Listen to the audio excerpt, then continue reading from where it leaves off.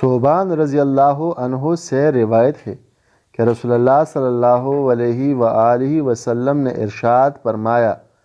میں اپنی امت میں سے یقینی طور پر ان لوگوں کو جانتا ہوں جو قیامت کے دن والے اس حال میں آئیں گے کہ ان کے ساتھ تہامہ پہاڑ کے برابر نیکیاں ہوں گی، تو اللہ عز و جل ان نیکیوں کو ہوا میں منتشر ہو جانے والے غبار بنا کر غارت کر دے گا۔ تو صوبان رضی اللہ عنہ نے عرض کیا، اے اللہ کے رسول، ہمیں ان کی نشانیاں بتائیے، ہمارے لیے ان لوگوں کا حال بیان فرمائیے تاکہ ایسا نہ ہو ہم اسے جان نہ سکے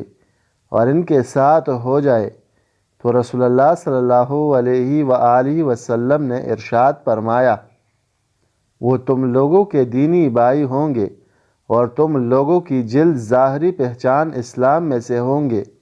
اور رات کی عبادات میں اسی طرح حصہ لیں گے جس طرح تم لوگ لیتے ہو، یعنی تم لوگوں کی ہی قیام اللیل کریں گے،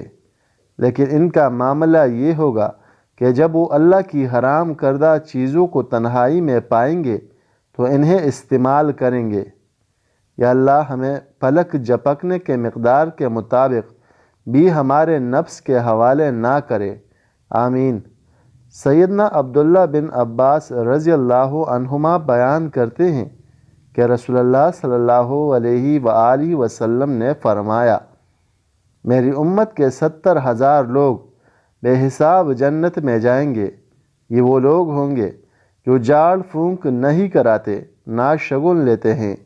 اور اپنے رب پر ہی بھروسہ رکھتے ہیں۔ رسول اللہ صلی اللہ علیہ وآلہ وسلم نے فرمایا، جو شخص رات اور دن میں 12 رکعات سنت پڑھے گا، اس کے لیے جنت میں ایک گھر بنایا جائے گا، 4 رکعتیں ظہر سے پہلے، 2 رکعتیں اس کے بعد، 2 مغرب کے بعد، 2 عشاء کے بعد اور 2 فجر سے پہلے۔